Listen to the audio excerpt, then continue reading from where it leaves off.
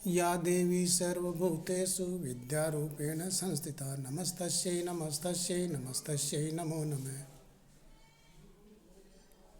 प्यारे छात्रों, प्रथम वर्ष के सभी छात्रों का इस ई कक्षा में हार्दिक स्वागत है।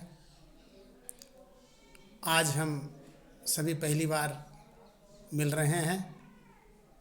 जैसा कि आपको विदित है, परसों मैंने आपके लिए जो शास्त्री प्रथम वर्ष का ग्रुप बनाया था, उस पर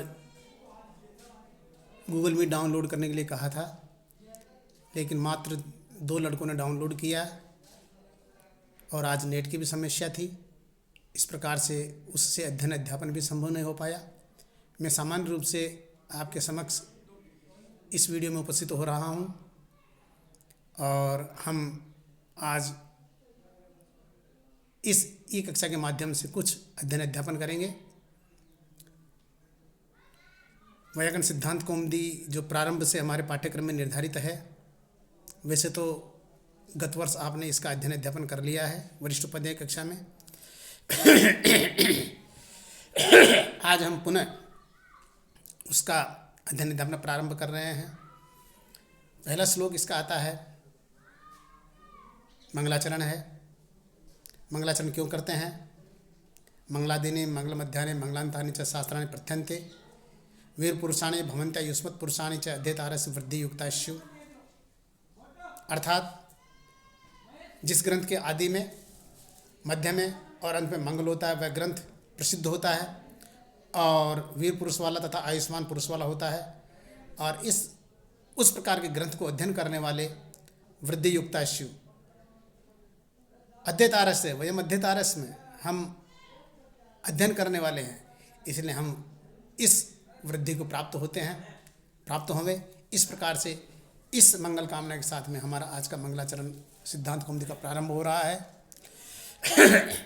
मुनित्रयं नमस्कृत्य तदुक्ति परिभाव्य च वैयाकरण सिद्धांत कौमुदीयं विरच्यते। देखिए, मुनित्रयं नमस्कृत्य तदुक्ति परिभाव्य इयं वैयाकरण सिद्धांत कौमुदी विरच्यते।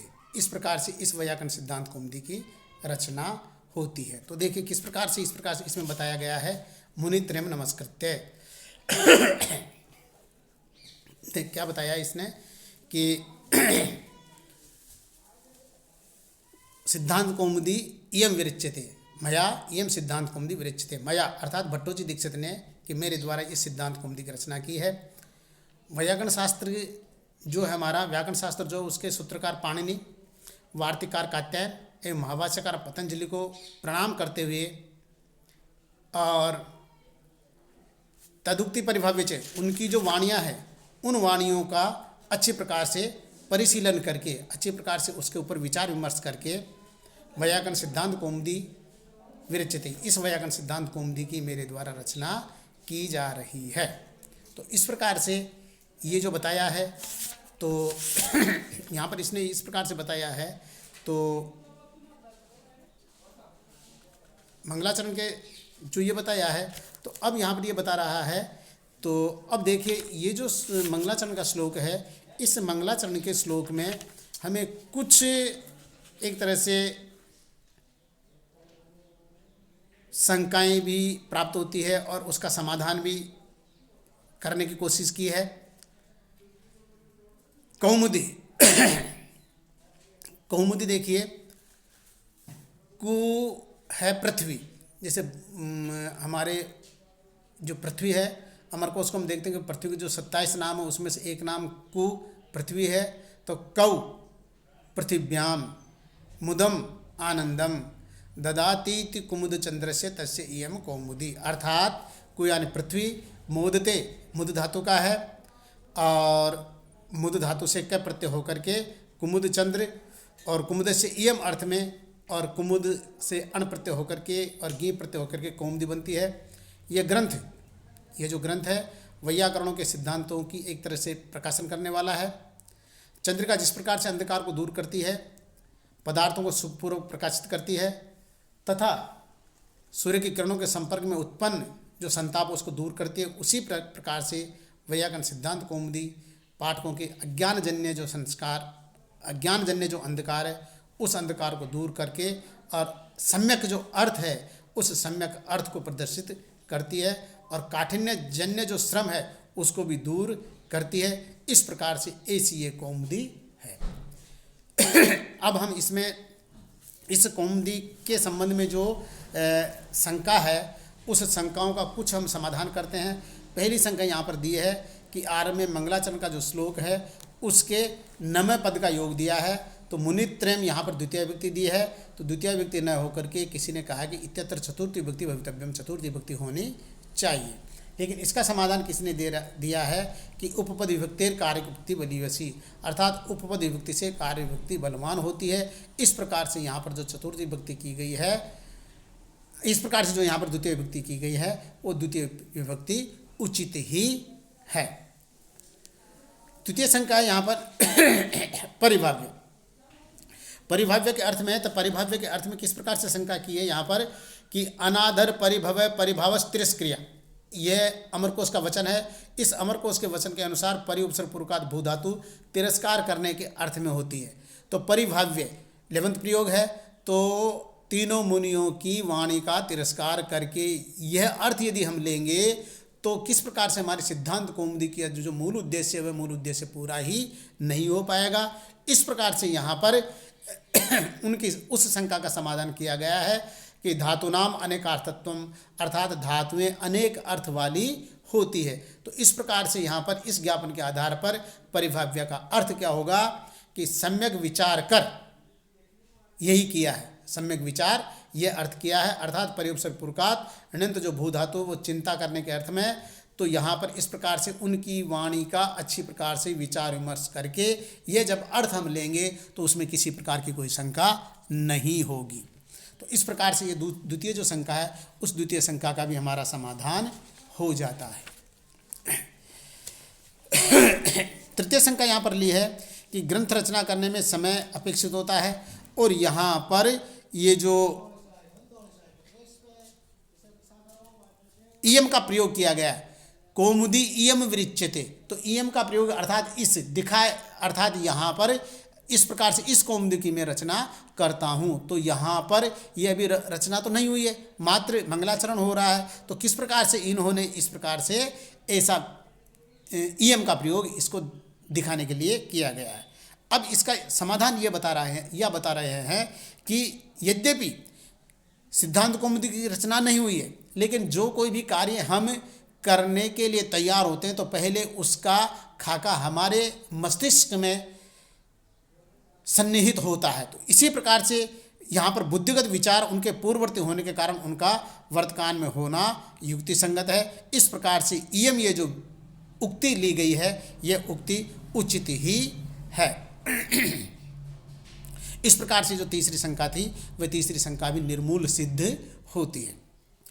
चौथी शंका यहाँ पर एक पुनः ऐसा लिया गया है कि विरच्यते, वर्तमान काल में इसका प्रयोग किया गया है, कौमुदी इयम विरच्यते, इस कौमुदी की मेरे द्वारा रचना की जाती है।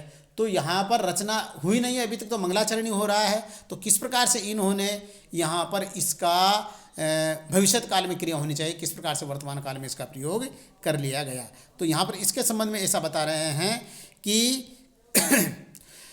आसनभूत, पाणिनि के नियमानुसार, पाणिनि जी के नियमानुसार आसन्नभूत अर्थात नजीक आसनभूत और अथवा प्रत्यासन्न भविष्यत काल, बहुत ही नज़दीक समय में आने वाला जो समय है उसमें वक्ता वर्तमान काल की क्रिया का प्रयोग करने में स्वतंत्र होता है। इस प्रकार से यहाँ पर इसने जो विरच्यते का जो प्रयोग किया है वह उचित ही है। सामान्य रूप से एक शंका है यहाँ पर कि मंगलाचरण तो मन से कर्तुम शक्य थे, मंगलाचरण तो मन में ही कर सकते थे, फिर यहाँ पर लिपिबद्ध करने का क्या औचित्य है। तो इसके संबंध में इन्होंने बताया है शिष्य शिक्षा, यही अर्थात शिष्यों को शिक्षा के लिए, अर्थात मैं यदि इस प्रकार से मंगलाचरण कर रहा हूँ तो मेरे शिष्य भी उसी प्रकार से मंगलाचरण करेंगे। तो इस प्रकार से शिष्यों की शिक्षा के लिए ये मंगलाचरण इस प्रकार से किया गया है।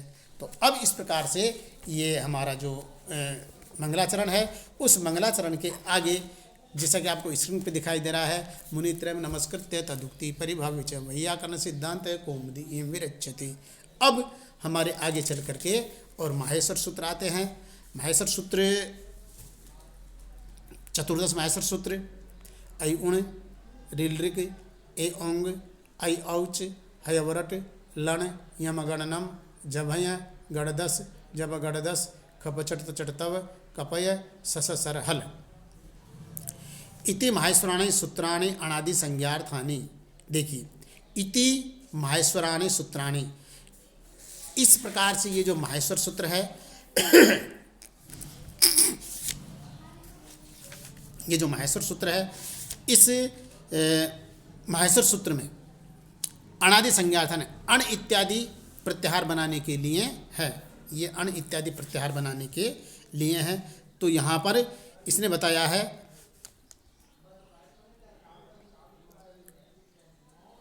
इति माहेश्वराणि सूत्राणि अनादि संज्ञार्थानि महेश्वरात् आगतानि माहेश्वराणि, तथा आगत महेश्वर सूत्र से अण प्रत्यय होकर के ये प्रयोग बना है। तो महेश्वर अर्थात ये इसके संबंध में ऐसा बताया गया है कि ये जो चतुर्दश माहेश्वर सूत्र है वो माहेश्वर से प्राप्त हुए हैं। तो इस प्रकार से नृत्यावसाने नटराज राजो ननाद ढक्कम नव पंचवारम उद्धर्त काम सनकादि सिद्धांत नेतत विमर्शे शिवसूत्र जालम। इस प्रकार से ये माहेश्वर से भगवान शिव से प्राप्त है। ये जो है ये अण इत्यादि जो प्रत्याहार है, उन अण इत्यादि प्रत्याहारों की सिद्धि के लिए है। पुनः इसी के आगे लिखा हुआ हमारा एसाम अंत्या इत। देखिए, एसाम अंत्या इत अर्थात इनका जो अंतिम वर्ण है, इनका जो अंतिम वर्ण ऐ उण में ण, ऋल ऋक में क, ए उंग में ग, इनमें जो अंतिम वर्ण है उस अंतिम वर्ण की इत संज्ञा होती है। अंतिम वर्ण की इत संज्ञा होती है और इत संज्ञा होने के पश्चात इनका जो प्रत्याहार है उनकी गणना उसकी नहीं होती, अर्थात प्रत्याहार वर्णों में इनकी गणना नहीं होती क्योंकि उनका लोप भी हो जाता है। इस प्रकार से यहाँ पर ये प्रत्याहार ऐ उण ण कित संज्ञा हो जाएगी, ऋल ऋक कै कित संज्ञा हो जाएगी, ए ओंग गै कित संज्ञा हो जाएगी, ए औच चै कित संज्ञा हो जाएगी, हयवर्ट यहाँ पर टै कित संज्ञा हो जाएगी। तो इस प्रकार से सब में सभी अंतिम वर्णों की इत संज्ञा हो जाएगी। तो ऐसा मनता इत है, इनका अंतिम वर्ण इत संज्ञक है और लोप भी उसका हो जाएगा। अब देखिए, पुनः आगे ये बता रहा है कि लन सूत्रे अकारश्च, जो लन सूत्र आया, जो ये लन सूत्र जो छठा है, तो लन सूत्र में ण की संज्ञा तो होगी, हयवर में टय की संज्ञा हो जाएगी। अब लय बच गया एक अकेला वर्ण, तो लय में जो अ है, लय में जो अ है उसकी भी संज्ञा हो जाती है, उसकी भी संज्ञा हो जाती है। उसकी संज्ञा होने पर क्या होगा, लय जो है वो लय भी हलंत रह जाएगा। तो जब रल प्रत्याहार की हम सिद्धि करते हैं तो र प्रत्याहार में सिर्फ एक ही वर्ण आता है र, और उर नर प्रसूत्र से जो र है वह र प्रत्याहार माना जाता है। तो अर इर उर इस प्रकार से जो ये प्रत्याहार बनते हैं वो र की सिद्धि होती है। हकारादेशो अकार उच्चारणार्थ है। अब देखिए, हकारादेशो अकार, तो यहाँ पर ये बताया ऐ उन ऋल ऋक ए ओंग ऐ ओच, यहाँ पर यहाँ तक तो हमारे वो है स्वर, यहाँ तक तो स्वर है। उसके पश्चात हयवर्ट, यहाँ से हमारा व्यंजन प्रारंभ होते हैं। तो हकार जो है, हकार में जो अकार है, उन अकार जो है अकार, वो अकार केवल उच्चारण के लिए है, उसकी संज्ञा नहीं होती। अर्थात वह क्योंकि बिना